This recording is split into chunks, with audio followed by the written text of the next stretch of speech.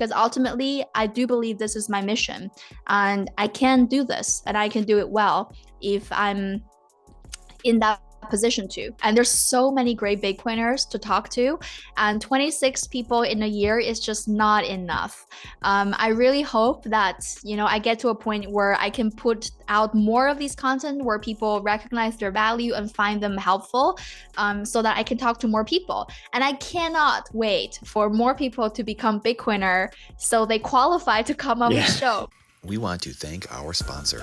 This show is presented by Bitcoin Trading Cards, an orange pill in a pack, making talking about things that normally make you want to cry fun and easy. The scarcest and most educational cards to ever exist, available now. I'm super excited for this young woman that we have here today. There's really a few people in the Bitcoin space, or just in general, that had this kind of resume, or that can think outside the box like this person. A true playable character in a sea of non-playable characters. The host of the Life with Bitcoin podcast, trying to push and promote women in Bitcoin, as we know that is much needed. Without further introduction, we have Ms. Vivian Cheng, who has a really remarkable story that you have to hear.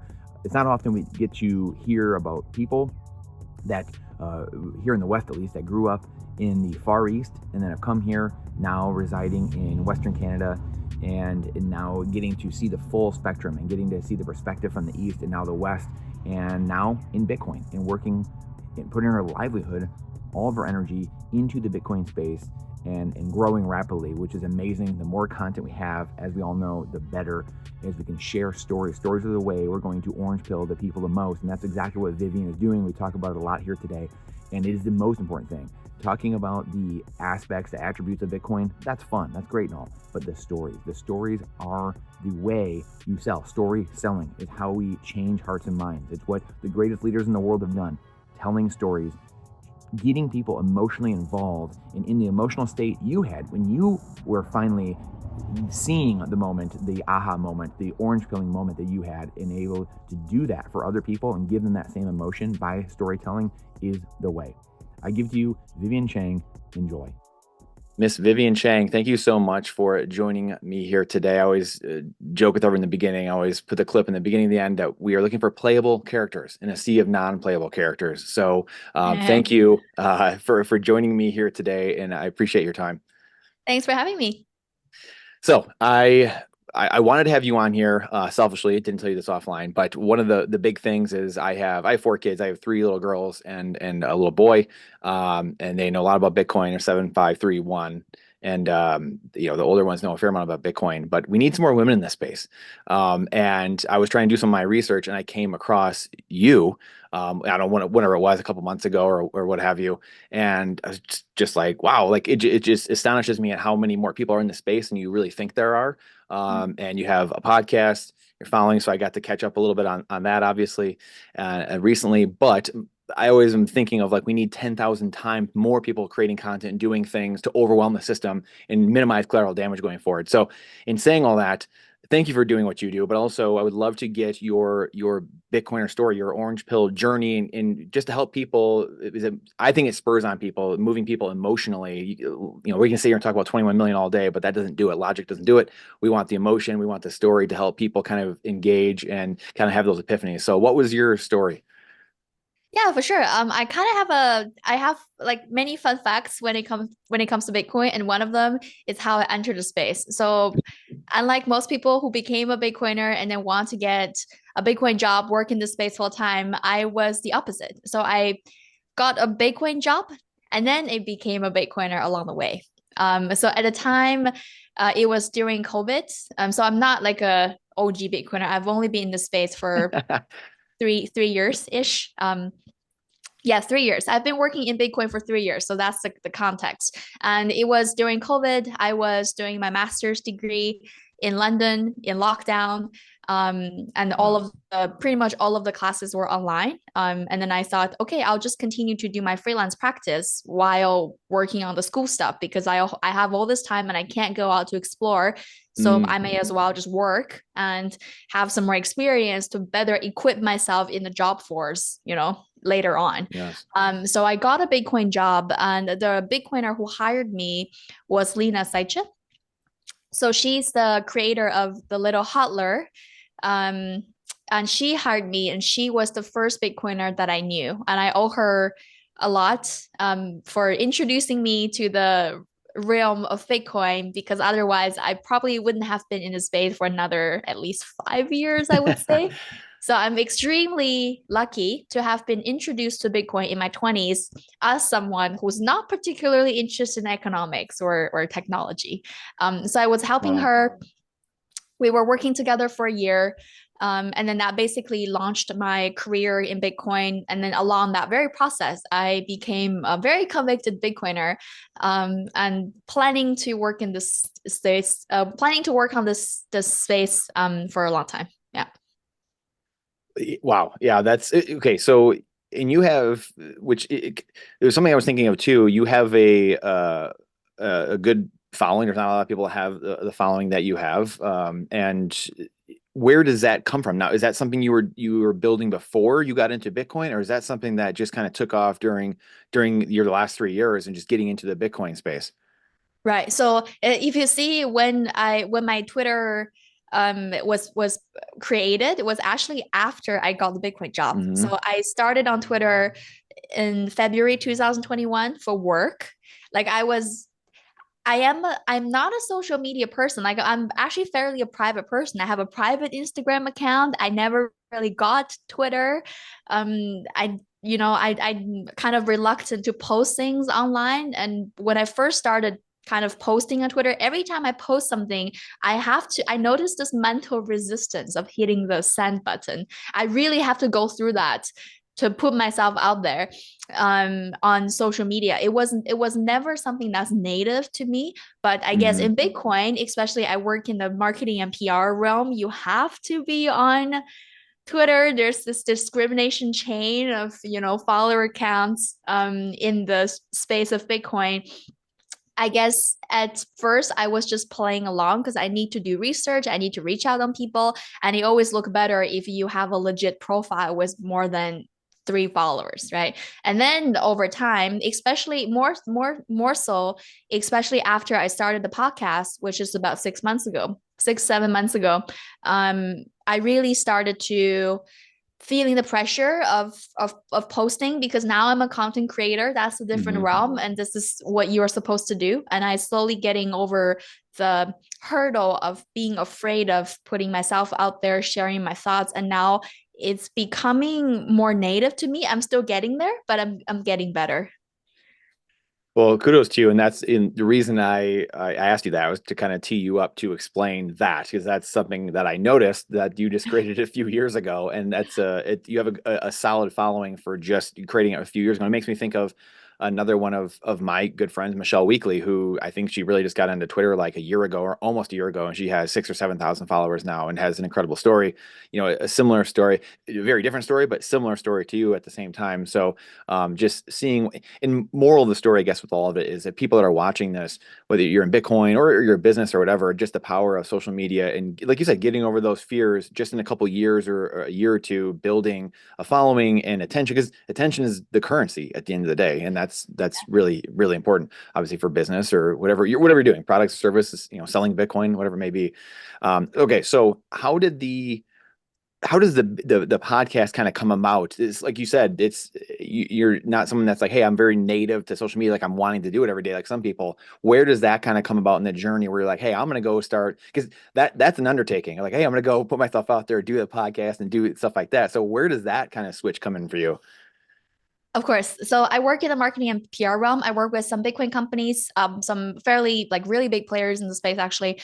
And for the longest time, I was very happy to be in the backstage and helping them and to serve their purpose to succeed but then part of me in the back of my mind, I was always asking myself, like, what else can I do in this space? What else can I bring to the community that can help people understand this technology more? And then I think back to myself, because I'm on the PR side. So usually I'm Hmm. the one who's going out to conferences, who's going out to press and podcasts to pitch my clients.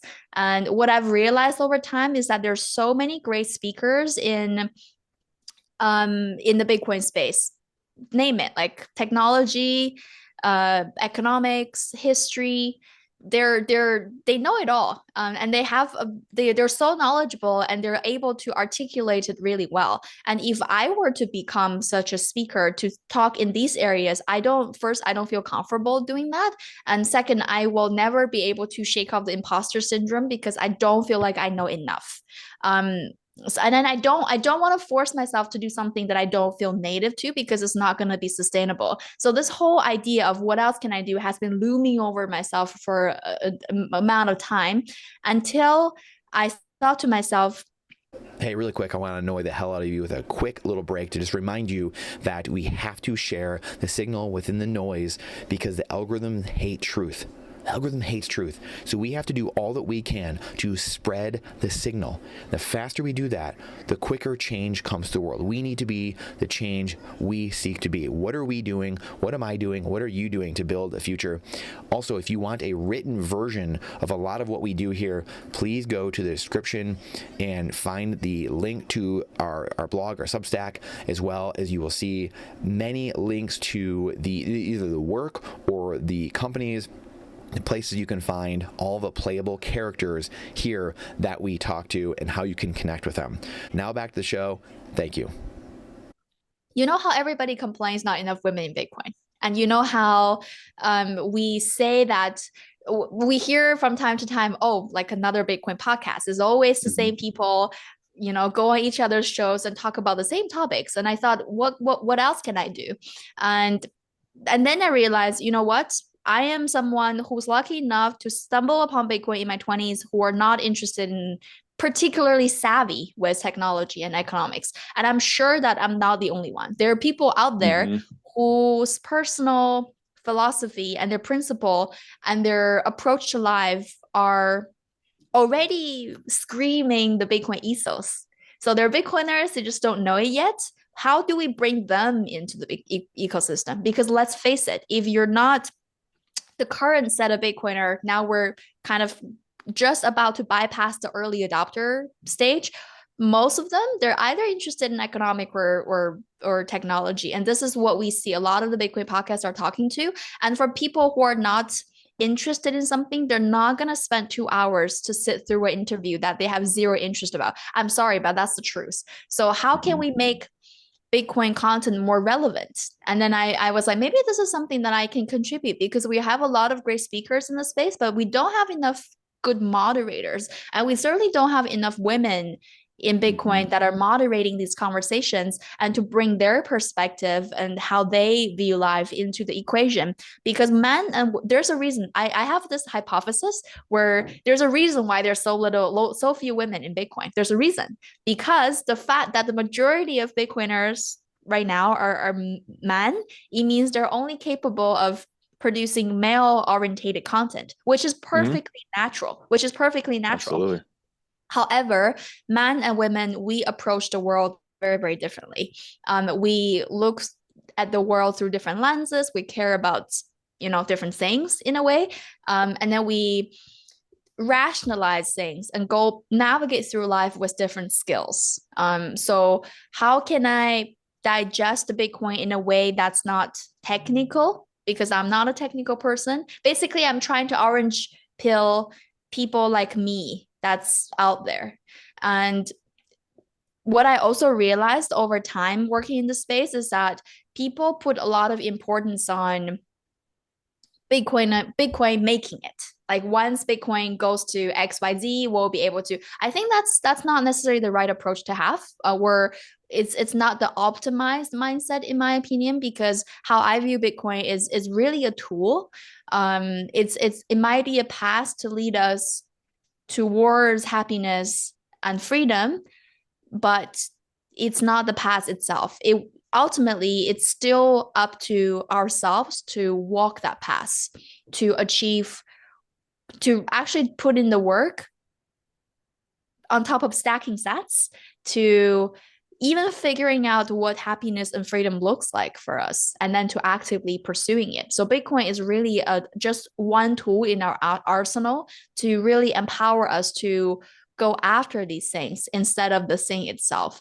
And And then going to these Bitcoin conferences, the more Bitcoiners I hang out with, the more I realize Bitcoiners get together. And if we both have the understanding that you're a Bitcoiner, I'm a Bitcoiner, then we talk about everything but Bitcoin. We talk about, life, we talk about relationships, we talk about diet, we talk about our lens to approach the world. And then Bitcoin is just in the corner. That's like the default of our truth, is our base layer of reality, and we barely talk about Bitcoin itself. And I want to bring that vibe in the podcast. And because on my show, the show is called Live with Bitcoin. So the name is pretty self-explanatory. We explore the idea of what it's like to live as a Bitcoiner, to really focus on the personal transformations through the lens of Bitcoin. So we don't talk about technical analysis. We never talk about Bitcoin price. And the conversations are barely even about Bitcoin. It's more about how do we internalize Bitcoin as a tool and then to live our lives. What choices, what is life before and after Bitcoin? How have your values and beliefs shifted because of Bitcoin? How have Bitcoin changed you? And what life stage are you in right now? What struggles are you going through? So it's really a platform for me and for more Bitcoiners and pre-coiners alike to learn from each other. And I have this grand plan where because people talk on my show, we talk about just everyday things. We talk about things that are relevant to everyone. So literally, like this morning, I recorded an episode with Des and Bitcoin, Irene Crawford, and we were talking about death because she's a death doula, and this is something that's relevant to us all.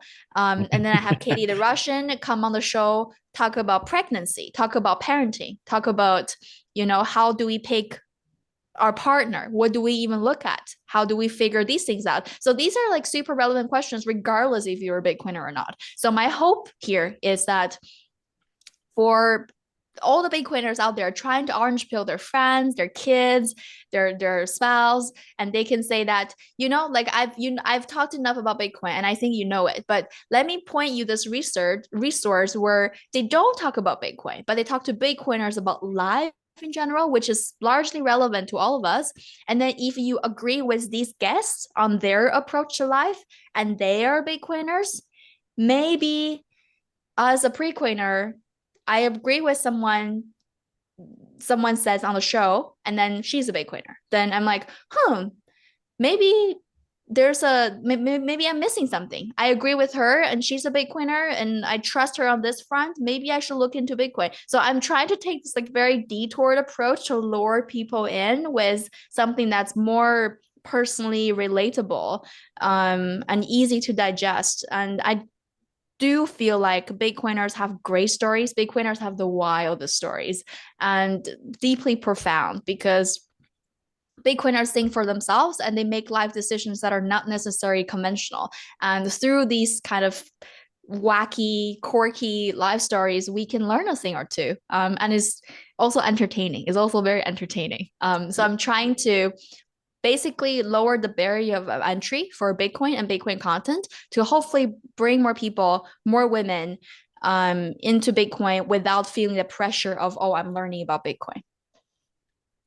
Wow. I wrote down like 10 different notes while you're talking, and you answered the question. I mean, the beginning of what I was saying, I was like telling your story, and that's gonna engage the most amount of people, right? Like you nailed it. I mean, like my YouTube channel, I started 10 years ago, then I just got off the train because I was doing a real estate business, and I had another real estate channel, and my personal channel just didn't do anything. So I resurrected it like a year and a half ago, and I think it's got like 700 followers now. I just keep growing, daily, putting out stuff. But I mean, the demographic is 95% men, and it's just like, man, like what what are you gonna do? And it's like there's already a lot of men in Bitcoin because the money aspect, and men are usually driven by that, and that's just the way that's the epoch we're in and stuff like that. So I get it in the macro, right? But to how do you sell to the average person? How do you sell to the other 50% of the population, right? There's all those things that I think a lot of us are thinking about. So I love that you said all that because it is so true, and that's what we're going through. And how how do you tell your stories to get to the normal person, the average person? And mom and dad, your brother and sister, they're not, none of them care about the macro. They could care less about the bond, yields and what's going on with Jerome Powell. No one cares. And quite honestly, in 10 years, 20 years, no one's going to even remember any of that. And it might not even exist. And that's where, like, I think we're solving problems at times that won't even exist in the future, So like, Mhm. I think it's so smart to do what you're doing. And that's where personally, I'm trying to take this as well. It's like the last year I had a lot of Bitcoiners on, and now it's like I'm starting to venture out personally into more, libertarian crowds and even some progressive crowds, and to get people that are talking more lifestyle things and Yeah. how are you living, right? And tapping in these other sectors so we can bring people that are already Bitcoiners, like you said, they just might not know it yet or whatever it is. So man, I got in a couple like debates back and forth with George Gammon before because it was on Twitter Spaces and like in the DMs, and it's just like, well, Bitcoin, you need something you got to educate people, and they're not going to change. And it's like, well, Bitcoin does change you. I mean, go spend some time in the actual community and see like your podcast, people talking about things that they have things to do with Bitcoin, but also not. Like it completely changes and rewires the way people are thinking. And your podcast is a great example of that. And very few people in certain the right pockets are not even talking about it, right? They're talking about what you're eating and things of that nature. So well said. Made me think of something else too that I want to ask you, which I just thought of the other day, which is in a hyper Bitcoinized world, in a world where we think it's going, where life is going, and humans choosing the hardest money possible. At some point, life is good, and life is probably pretty good for really humanity. Maybe it's 10 years from now, maybe it's 100 years from now. We don't know. But does apathy, like to me, apathy and indifference are like some of our biggest problems. People just like, whatever, like it's not a big deal. I'm neither hot nor cold about it. It's just kind of like blah. Do you think in a hyper Bitcoinized world when things are very good, do you think apathy and indifference still exist? What does that world look like to you? When Vivian thinks of, hyper Bitcoinization, what do you kind of see? Right. I think this is a good chance to draw the inference between Bitcoin and internet because today we're in a hyper interneted world Hmm. in a way. Like, and then we just don't think about it anymore. Like we don't think about, oh, I have internet and you don't, because everybody has, well, most of the people nowadays have fairly easy access to the internet if we compare it to a lot of other things. So I think Yeah. when we finally achieve the state of hyper Bitcoinization, it just won't get brought up to the same degree anymore. It's like we're in this phase of Bitcoin conferences, but when was the last time you attend to an internet conference? Like, because we're still in that conference phase Yeah. of this new thing, and I do think, I do think that all things start from our mind. If we want to finally ultimately achieve the world of hyper Bitcoinization, we need to start living it right now. This is how I look at it. So I don't like I barely check Bitcoin prices. And right now, everybody's talking about Bitcoin ETF and the God candle. Hmm. And if you see my Twitter feed, I was asking the question of, would you rather live in the day and age of apocalypse? Like, I just don't think about because thinking about Bitcoin price and thinking about all of the human arbitrary part of Bitcoin actually gives me a lot of anxiety Hmm. because these things are out of my control and I'm deeply affected. I cannot change the fact that I'm interconnected with the eco space because this is what I sign up for. But what I can do is to don't listen to that. I don't channel my energy through that. And I live in my world where hyper Bitcoinization, I'm already on the Bitcoin standard, like not literally, but figuratively. Yes. I do believe I'm already on the Bitcoin standard. I've already subscribed this base layer of mine. And then I've already find a purpose that I want to keep contribute to without much financial incentive. And I just keep doing what I'm doing. And I know that this is the right path. I'm exactly where I needed to be. And then the either Bitcoinization, hyper Bitcoinization or not today becomes almost irrelevant. And I think this is where we are.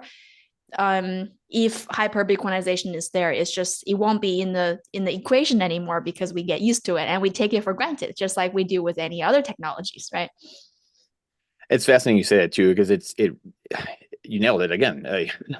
You're doing a lot of the heavy lifting for me here. It's, you know, it's money's a mindset, you know, at the end of the day, money is psychological, and, you know, people think the dollar is worth something. So guess what? It's worth something right now. It might not be 100 years from now, but it is right now. And if everyone tomorrow said it's not worth something, well, then it's not.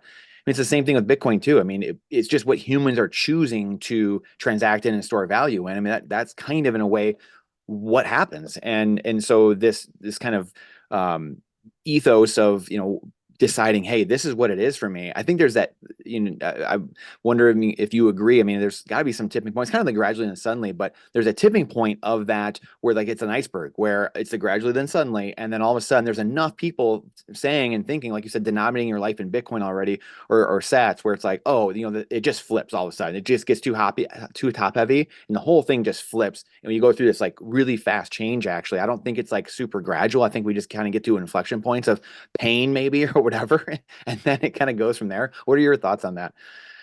I'm reading this book called The Mountain Is You right now, Hmm. and it's basically a book tells you how to transform the self-sabotaging energy to something, to first recognize that and accept that, and then transform into something that's like productive. That's Wow. channeling the energy through self actualization instead of self-sabotaging. So one point that I particularly resonate with in that book, that's relevant to Bitcoin, is the fact that people are not wired to go after happiness. People are wired evolutionary to go after comfort. So people will only make changes if the consequences and outcome to stay in that very situation is more painful than making the changes. So that's when they change. It has to be a discomfort there for them to get motivated. Unhappiness, the fact that you're not happy, it's not enough for people to change. And if we apply this in the context of Bitcoin, then people can be screwed by fiat system all day long, and they're unhappy for whatever reason. Either they realize it or not, their energy and money and hard work are being stolen. And something is up. We all feel that, but maybe we cannot point fingers at it. But there's this sense of unhappiness, of unfulfillment we all feel. That's unhappiness. But staying in the status quo is comfortable. To learn something, to go down the rabbit hole, or even to get curious of Bitcoin, it's a little bit scary, because by even entertaining the idea of maybe Bitcoin is the solution, maybe Bitcoin is the option to opt out, you have to first admit that you're wrong about the system. And then you have to first admit, at this point, you have to first admit that you neglected Bitcoin for however long you've heard about it. So this is the ego death Yeah. aspects of Bitcoiners start to come through. So that's why I think, at the end of the day, adoption happens through necessity.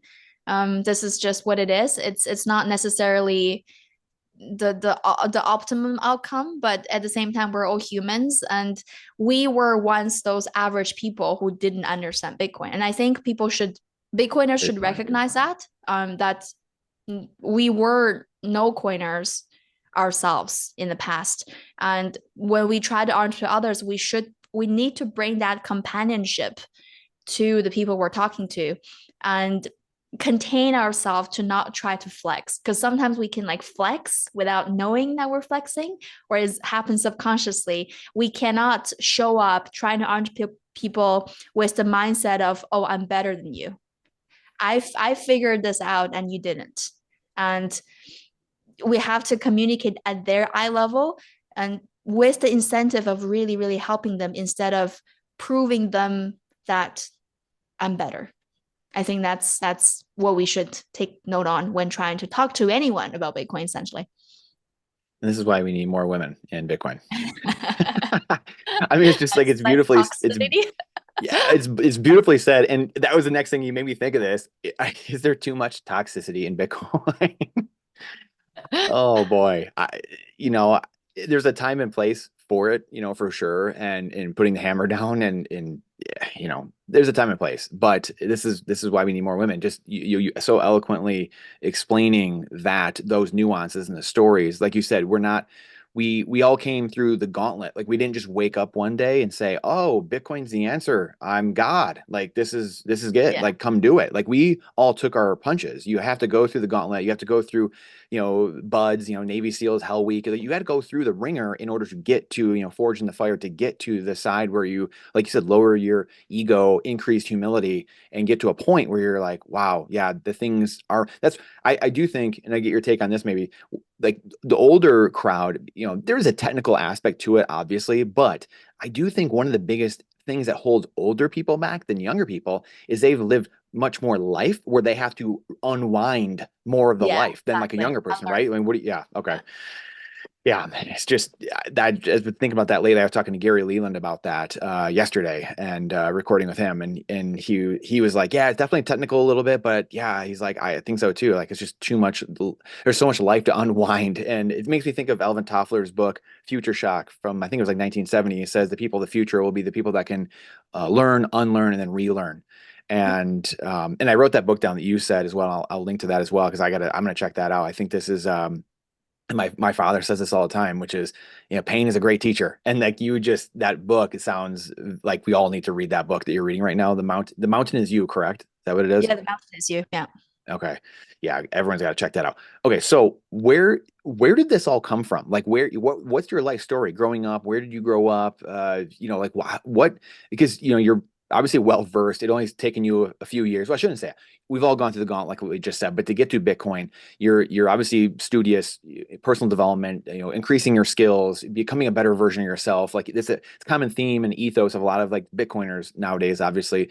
But how did you get here? Like what made Vivian like growing up and that got you to this point where you're into this? Right.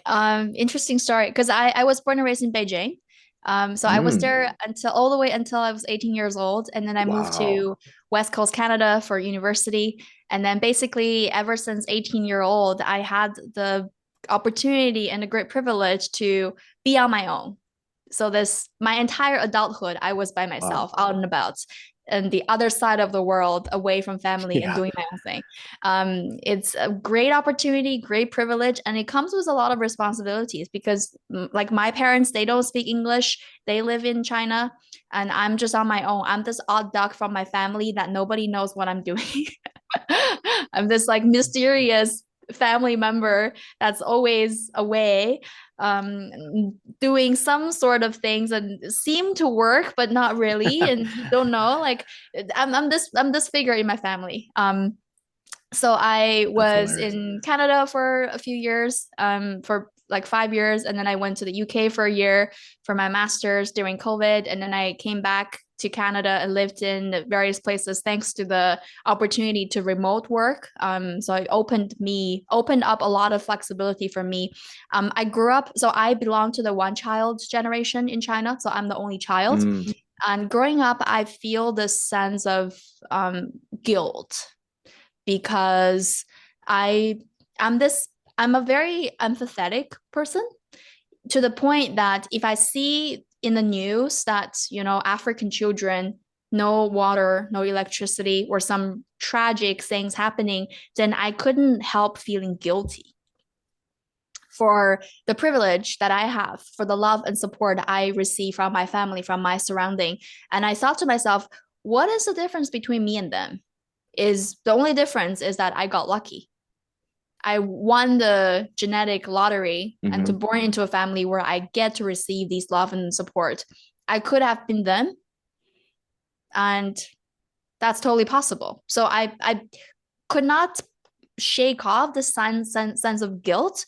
So I ended up avoiding kind of reality and news for years just because I need to create an environment where I'm not constantly guilty. hmm So I lived in my own bubble, indulged in art, music, and all that. And for a long time, I was okay with it.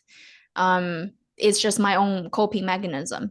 It was until Bitcoin that changed because now I feel like I'm making a difference. I can make a difference and I can actively help out and introduce Bitcoin to them in a way to say that you have a choice. You have a choice. I am a freedom maximalist. I've given up a lot of things for freedom, for flexibility, and I Hmm. will continue to do so.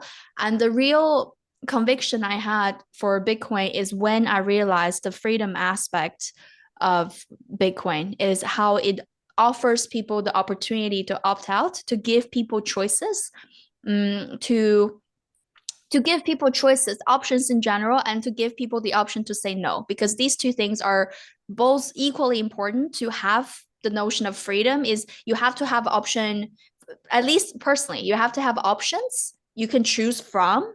And then you also need the option to say no, because if you're in a scenario where you cannot even say no, then there's no like freedom involved. So I think Bitcoin really brings these two things together. And now I don't avoid reality anymore. Well, I still avoid the kind of depressing content to Yeah. preserve my personal serenity. This is why I don't Yeah. watch a lot of the Bitcoin content out there, just because they're all talking about, our world's burning to the ground and Bitcoin is coming to save the You don't day, want to know which what is so Jerome Powell's up to? Yeah. yeah, like which is all true and everything. And Bitcoin does fix a lot of things, but these things give me anxiety. So I'm trying to approach Bitcoin content in a more kind of positive and heartfelt way, and funny and even a little bit cheeky. And Hmm. I'm trying to open myself up and be vulnerable here, be honest with my own limitations, and be willing to be public with my own limitations, knowing that these are my Hmm. Yeah. limitations, in order to learn, in order to share my concerns to other people, because I'm sure I'm not the only one who's having these concerns or having these struggles. Yeah, I mean, boy, nailed it again.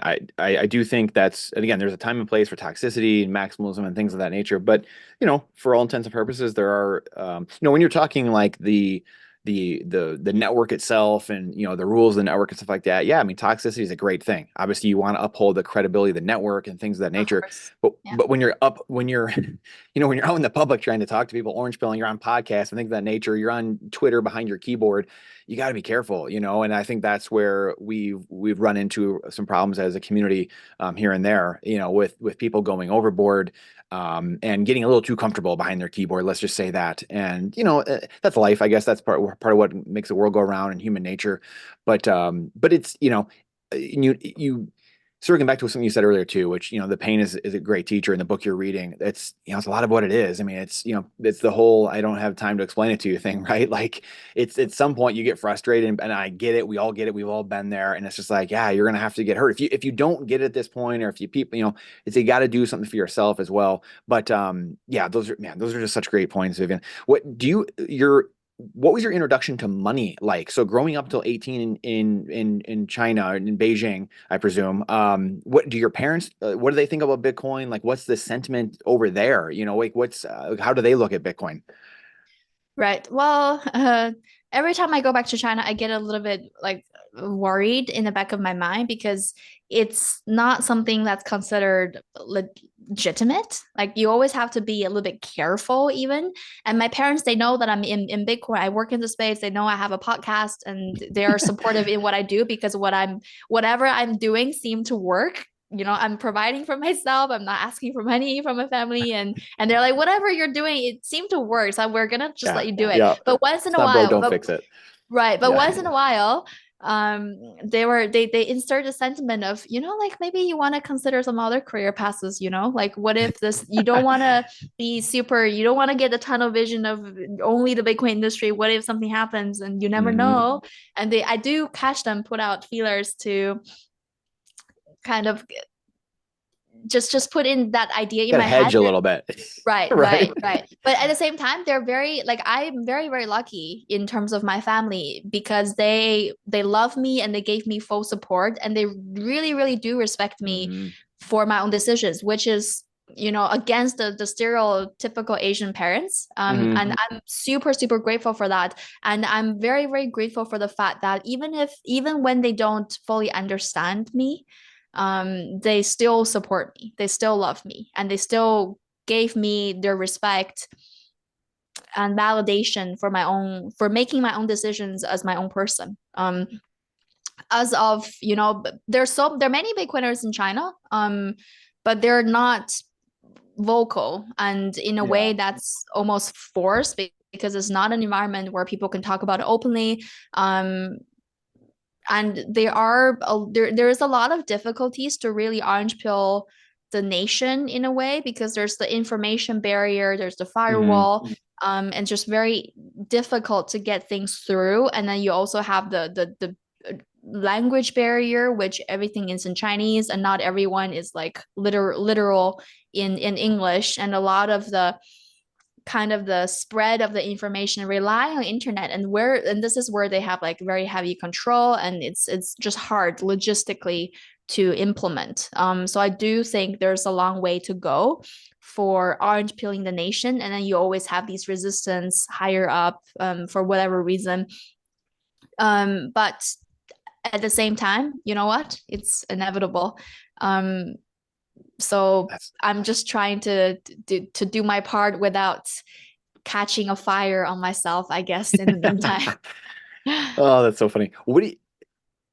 That's so well said. What do you think the biggest difference? I mean, you're one of, well, I guess there's many, I guess, overall when you speak in the entire world, but you're one of, a select few technically, I guess, in the world of a smaller group of people in the world that has seen the East and the West, and lived chunks of your life in both worlds. What do you think like some of the biggest differences are between like even like personality between East and West? Like to me, I'll go first. Like to me, it seems as though like if you look at like broad brushstrokes, like the Westerners are just more like, hey, F off, and then the East is more of, not mild mannered. I'm trying to think of like they're not going to speak up to authority as much. They're not going to tell you, it's maybe more polite. I'm trying to think of how to say that the best, but to me, like broad brushstrokes, that's kind of what it seems. What is your take? Someone that's actually lived, in kind of both worlds.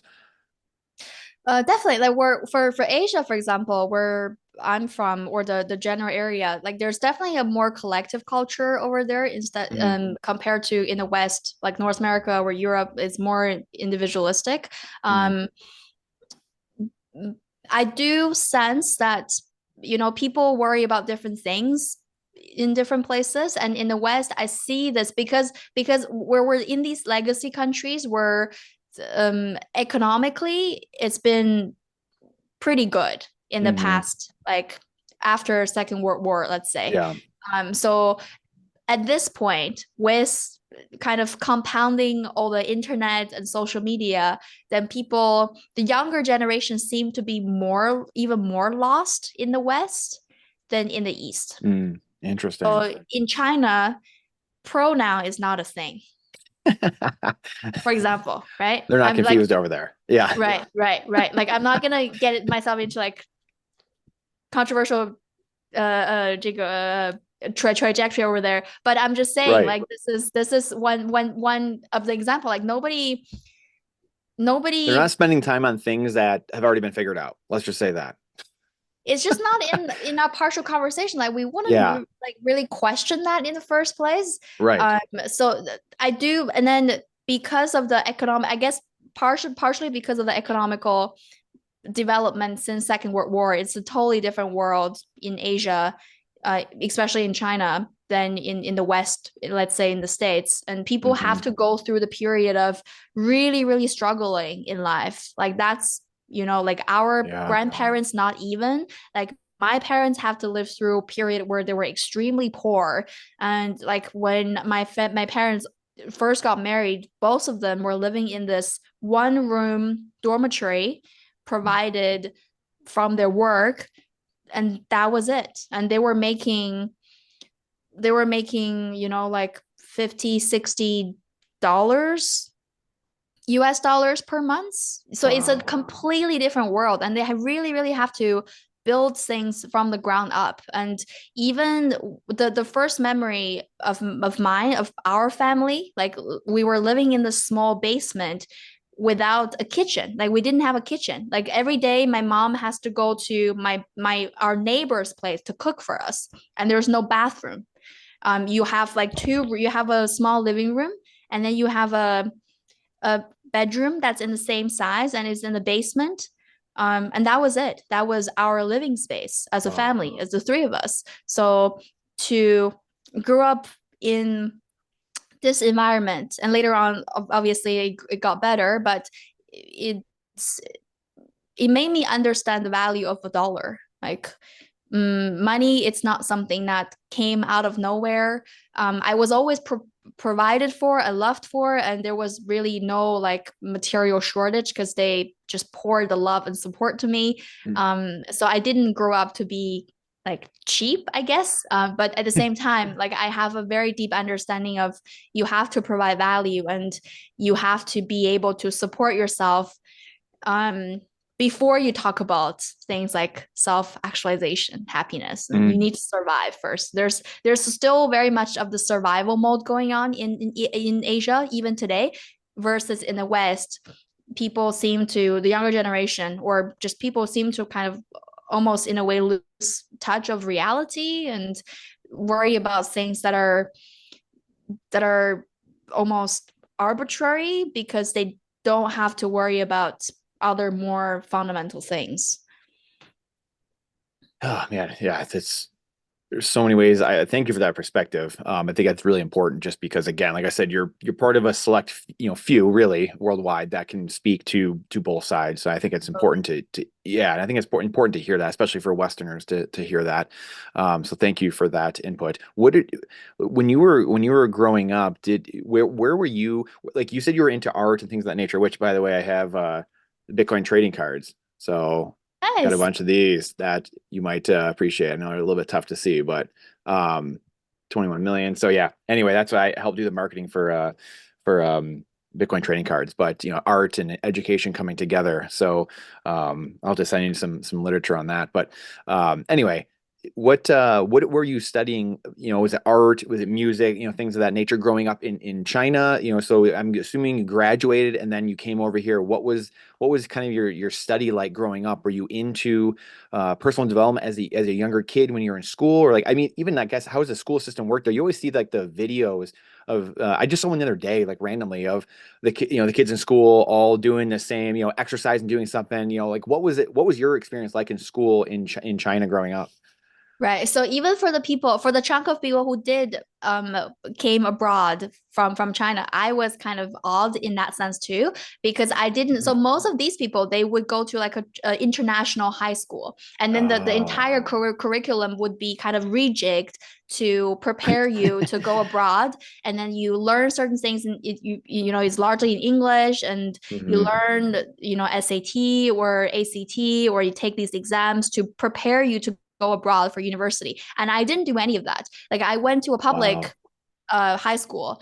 The reason why I'm here is because I was, the first time I think about, I wanted to go somewhere else. I was 14 years old. And I remember that conversation vividly. Me, my parents were in a hot pot place having dinner. And I was like, there's something that's been on my mind. I wanted to go abroad to do my undergrad. And my parents were like, absolutely not. Just forget about it. Because at the time, my cousin, she went through the route of she went to the law school in China, and then she went to London to do a master's degree, and then she came back to China. And my parents saw that path, and it seemed to work, and they were like, okay, so Mm. maybe it makes sense for you to go abroad just to see what the world is like, to gain some perspective and experience, and come back. But undergrad, 18 years old, that's way too young, and it's not happening, so just forget about it. And I'm like, okay. And then but I didn't forget about it. At 16-year-old again, I brought it up again. So I wrote my parents a letter that's like 25,000 words. Oh, no, it's 40,000 words and 25 pages because I printed Oh out, my. and it's basically it's That's really amazing. dramatic. Now I think about it, I really wrote down whatever I had to say that I could never have Hmm. said in the past 16 years, and then communicated why I wanted to do this in the first place. And then Wow. I kind of orchestrated a sleepover with my cousin, and I timed that, oh, they're like after dinner and they're just hang out, and then I texted them and say, I left something for you, like read it through and let me know what you think. And they read it, and they're like, if you're so stubborn, and this is what you really, really want, and you've thought it through, then we will support you. And I was like, oh. And the original plan Wow. was for me to come to Canada to do my grade 12 and then do Mm, the exam here to go to university. And then I applied for the schools and everything. I did everything I could by myself because my parents don't speak English and they were not mm, like not very on board with the process right. anyways. Really had to like do everything Yeah. by myself. And I got accepted to a school that's in the East Coast. And then right before we have to like pay the deposit and it's happening, my mom asked me again, like, are you ready? Is this something that you really, really wanted to do? And that was right before grade 12. And I thought to myself, you know what, I really, really want to do this, but I don't feel ready. I feel like I'm too anxious, I'm too on the edge, and physically and mentally, I know if I'm completely honest with myself, I wasn't ready. So I decided to stay for grade 12 and use my regular entrance exam grade to apply for universities in Canada, which was an option. It was such a hard decision because I hated the school system. I hated how the public school really, they it's so important for everyone, the students there, to go through the exam, and it determines so much of their future, and it's a lot of pressure. And I went to this public school, which is not even like that hardcore, but at the time, like I was, wear school uniform and all that, and it's not like Hmm. pretty or anything. And I would go to school Monday, like 6 days a week, from Monday to Wow. Saturday. And then I would go to school, arrive like 7:30 in the morning, like be in the classroom Wow. and start studying. And then it goes until like 6:30. And then Wow. I go home, have dinner, and have a little bit of a downtime and write my homework until anytime between 12 to 2 a.m. and then Wow. do it again. So that's like the and for my school is not even like the most hardcore, and I wasn't even the most hardworking student ever, but Wow. still like that was a lot to go through. So right now, like to the point that now time and time again, like I look back in this time and thought to myself, did I really do that? And if I need to do something, do I really still have the same discipline to do Yeah. so much of work? And sometimes I'm a little bit sad because, do I really have that discipline anymore? Because it's a lot, it's a hard work, and you have to really concentrate to take in a lot of things and repeat them over and over again. Um, and that's just the average, I guess, average high school student's life. If you don't have, and this is just a regular school curriculum, if you are short on some subjects, you like, find your own tutors, and you have to find time outside of these required school Wow. hours to improve. So it's really, really tough. Wow. So again, I know music and art and things like people are doing sports or any, like, where does all that fit? Where do like extracurriculars fit into any of that? Is like during school or like, wow, how does that Well, happen? not really. So I grew up as hobby. I picked, I played the keyboard as a Hmm. kid, and then I started playing the piano. But it's very like I'm such a, just a amateur hobbyist. It's not really for me to compete in any situations, really for me to have fun. And I wrote a lot as a kid. I didn't know who I was, because for a long time I was living in other people's expectations. I was trying to be, make my parents proud, and living in other people's expectations in general. And this is a very environment that where I was living in. Like you have in the society, there's a lot of voices telling you what you should be doing at any given age. And in school, you're playing this part called student, and then at home, you're playing this part called daughter. And then in the society, as an adult, if you're at certain age, people tell you that you should get married and you should have kids. And right now, if I go back home, if I were to find a job, then one of the questions probably guaranteed I will be encountering is that, oh, so you're X years old, when are you going to get married? Because they're afraid that you're going to take the maternity leave the moment you Mm, step into the, and it's not as advanced there to kind of prevent you to even ask that question. So it's a legitimate reason to not hire someone, a woman, hmm. there. And how the kind of the extracurriculum fit in, I guess for me is really an escape. Because I was using things like art and music to escape from reality in a way, to escape from the sense of guilt, to trying to figure out who I am and challenge myself in these fronts where I have more interested in. And I painted that and Oh, that. wow. No Um, way. yeah. Um, Wow. so like these are my dolls, the portrait of my dolls, and this is like That actually is a so Bitcoin cool. painting where I call it like the whale sunrise, and it's the whales, and you have Bitcoin. But Wow. it eventually became a sense of a way of self-expression, and even more so today. Like I'm finding myself deeper into the root of like music and art, and constantly think about these things.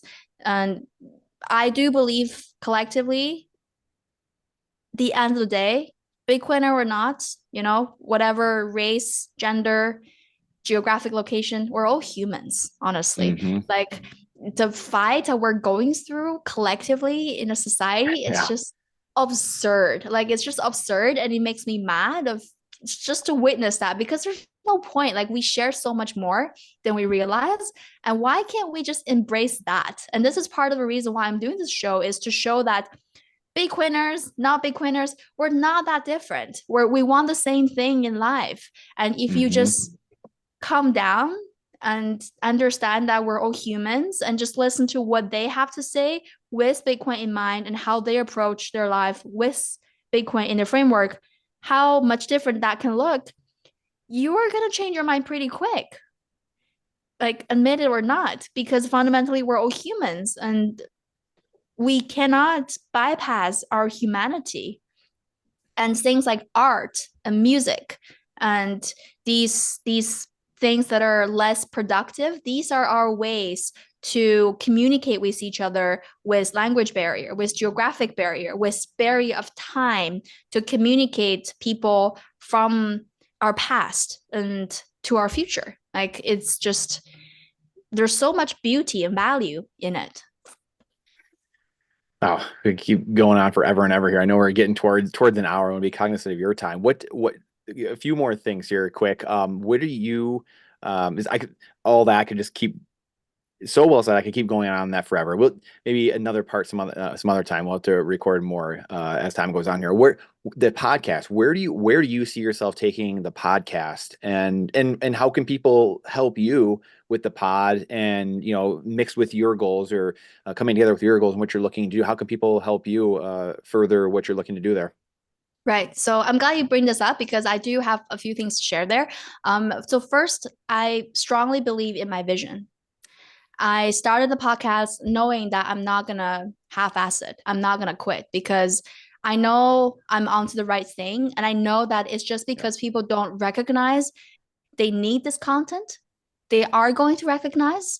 Mhm. And if and I hold myself to, because I'm doing 95% of the work of the podcast by myself. Like I do all the research, I contact and I edit all of the episode, I cut all of the clips, I do all the socials. It's a lot of work. Yeah. And to consistently do it, I have to say it is a lot, but I'm not afraid of it because I know my vision is solid. And I've seen how other content creators in the space put out their content so wholeheartedly, so passionately, and I learned from the best. I hold myself to high standards in terms of these content. I do research. I really try to optimize it whenever I can. So I'm almost confident, and I'm confident in my own ability of coming up with these questions and starting these meaningful discussions. So if people just tune in just one of them, sit through half an hour, they're gonna see what I mean. So I think one of the calls to action is please do check it out. Live with Bitcoin. I'm Yes, we'll link to it. everywhere on I'm on Fountain, I'm on YouTube, podcast, Apple Podcast, Spotify, just wherever you get your podcasts. Find something that you're interested in and just give it a chance and see what happens. And I'm confident that most people will find it not only relevant to them, but also it's somewhat entertaining. So that's the first message. And the second message is that I'm gonna continue to do it. I will be allocating a lot of my energy continually to bring in people to talk about relevant things. And it's a bi-weekly podcast, meaning that there are only 26 episodes per year. I'm hoping to change that in the coming year. Not under this right now, the structure, because I still need to have a roof of some sorts. But I'm hoping this can change because ultimately I do believe this is my mission and I can do this and I can do it well if I'm in that position to. And there's so many great Bitcoiners to talk to, and 26 people in a year is just not enough. I really hope that, you know, I get to a point where I can put out more of these content where people recognize their value and find them helpful, so that I can talk to more people. And I cannot wait for more people to become Bitcoiner so they qualify to come on the show, because there's so many. It's called Live with Bitcoin. So the prerequisite of coming on the show is that you have to be a Bitcoiner. But there's so many people, they have interesting perspective, they have great life stories, they have lessons, and I cannot wait for them to become Bitcoiners so I have an excuse to invite them on the show and have a conversation with them. And I'm learning so much from the conversation I'm having with all of my guests. And I'll share with you an anecdote here. There's several reasons why I started the podcast. Part of the reason is to hold myself accountable to take care of myself, because I work remotely. All of my calls previously were audio. So there were very little threshold for me to not take care of myself. That's and awesome. I'm like, how can I find something that can hold myself accountable to look half decent in real life, to properly take care of myself and not let the busy work schedule just eat away my day. And then I was also thinking, you know, like in life, oftentimes the quality of your answers you get is determined by the quality of your question. So if you know in life in general how to ask good questions, then you're more likely to get the answer that you truly desire. So I was also thinking, how can I practice asking better questions in life in general? And then the other aspect is that I want to be more articulate. I want to be able to articulate my own thinking and be more opinionated so that I can communicate better. And if you host a podcast and you have to come up with questions and talk to people and actively listen and give quick feedback, then it's you're training that muscle. So I'm very much doing that for myself too. All of these areas were my intrinsic motivations, and of course, like teaching people about Bitcoin. But you have to be grounded towards these things to not care about you only have like 30 views on certain YouTube videos. Because otherwise, if you're in it for the money or if you're in it for the fame, then if you have like 30 views after putting 15 hours of work, then you're like, you know, it's not worth it. But it was because I know why I'm doing this. And I'm very convicted that it is going to work because I know people need this and I feel obligated in a way to create this content, to be that person. Then I don't care today it has 30 views, because I know that once people realize, they're going to appreciate it. And I really hope we will be, you know, going to that direction this coming year. But I am confident that I'm putting out quality content out there. So if you are remotely curious of what it's like to live as a Bitcoiner, find me at BTC Viv on Twitter, BTC Viv on Instagram, BTC Viv on TikTok. You know, like my friends are like bombarding me and say you have to be on Instagram and TikTok to reach the mainstream audience. I'm like, fine, I will just do it for the cause. But so I'm starting to hang out on both of these platforms as BTC Viv. I am shadow banned on Twitter, so you have to, like, so when you you know, search bar, you have to directly go. You got the badge and everything. You're shadow banned. You have to directly go to BTC Viv to see my profile. And then Live with Bitcoin is on Spotify, Apple Podcast, Fountain, YouTube. It is a video podcast, so if you want to see the guests and me, then YouTube probably is the best place to be. Yeah, like I'm always welcomed to hear any sort of feedback. If you wish to support, stream me some sats on Fountain or Geyser or Albi. There are links that you can find in Twitter page and various places. Any support and any feedback is much, much appreciated. It's going to help me continue this very mission and help me bring more insightful Bitcoiners onto the show to have a conversation. Well, you have a fan here, that's for sure. You tell your story very well. You're a great saleswoman. Uh, you're very articulate. I think you already have a lot of the skills down, but I can't wait to see as you progress in this where you go, because it's going to be amazing. So I'll do everything I can. I know even the Bitcoin trading cards team will do everything we can to help promote your stuff and your content, and just very, very cool story, just through and through. Yeah, you, like I said, you're so articulate, such a great speaker. Could do this for hours. And thank you for telling everyone where you can find you. It's usually my last question, so thank you for doing that. We'll link to a bunch of stuff. I'll probably put it natively in Twitter. Usually get a lot more bandwidth there, and then throw it on YouTube as well, and have it up there as well. What the last question, I guess, is what events have you gone to in real life, and then what ones are you planning on going to here going forward? What do you mean with advance? Bitcoin, just like the Bitcoin conference in Miami, or the one in Nashville Oh, coming events. up, Pacific Bitcoin, stuff like that. What events in the past, and what ones are you looking forward to going to in the future? Right. So I've been to a couple of the Bitcoin conferences. I've been to Miami Bitcoin conference this 2023 and 2022. I was in BTC Amsterdam last year. Majorly used it as an excuse for me to hang out in Europe. Like I just how I approach Bitcoin conferences these days in general. This year, I'm hoping to do more traveling, so fingers crossed that this is going to happen. If all things go well, I will be in Madeira for Bitcoin Atlantis. I'm making plans right now to see because there's some great conferences coming up in Europe in June, and June in Europe is a great time. So I'm hoping to do more traveling this year for Bitcoin and for like, just general purposes and to see the world. One thing that I do appreciate this day and age, and particularly in Bitcoin, is it does allow me to work anywhere, which I intend to continue this way at this point in my life. Like I'm still kind of in my 20s, but at the same time, if you're telling me that I need to go back to an office to do 9 to 5, then I will give up quite a bit to not do that.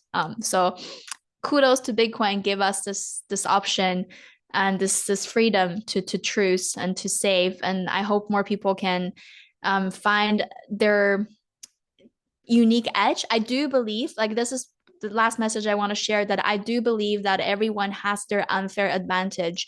You just need to find it. And there's so many people, because I recruit in Bitcoin space as well. And there's so many people want to work in Bitcoin. And I just want to say that it will happen. It may not happen right away, but just it starts with our mind. What you think, you become.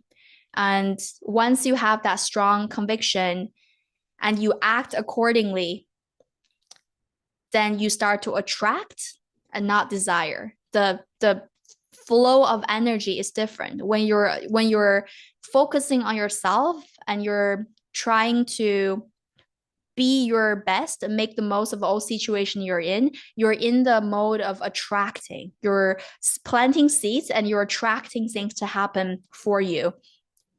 It's almost karmatic instead of desire. So that's like the very approach I took from the podcast, is that I've never really reached out to any individual company to say, hey, can you sponsor the show? Because I believe if I put good content out there, people are going to find me. And I'd rather be this person who attract instead of desire, because I want to offer value first, as a good Bitcoiner would say, I guess. It's incredible. I just love your story. I love the way you think. Just grateful to now truly know you. And I look forward to everything you're doing going forward. And I know you're going to be successful, because Vivian's a great name. My wife's, it's in their family. It's one of my sister-in-law's name, my first name as well. And it's our fourth child. It's her middle name, Naomi Vivian. So, Pick my own name. I yeah, picked the yeah, that's amazing. That's amazing. I love it. Good work. Good work. Thanks so much, Viv. I appreciate your time. I know I always Of course, said 30 to 60 minutes, and here we are. So it's just could keep doing this for hours. We'll have to do it again sometime in the future. Thank you so much for being generous with your time today. It was amazing. No worries. Thanks so much for having me. I had a great fun, and I hope this is a interesting conversation for your audience too. Thank you. It was awesome. I really hope that you enjoyed Vivian's podcast today with me. She was very gracious with her time. She has a busy schedule and has a lot that she is trying to do. Obviously, she's trying to ramp up her podcast like she talked about here and make it something that grows even more going forward. So just very grateful for her contribution to the Bitcoin world and really putting a platform out there for women too. Again, half the population is women, and we need more of that. We need women in the Bitcoin space. We need people like Vivian out there putting themselves on the line and putting their time and energy out there for the behest, of all of us and for the good of all of us, and really showing and telling the stories of 50% of the population. So I commend Vivian for that.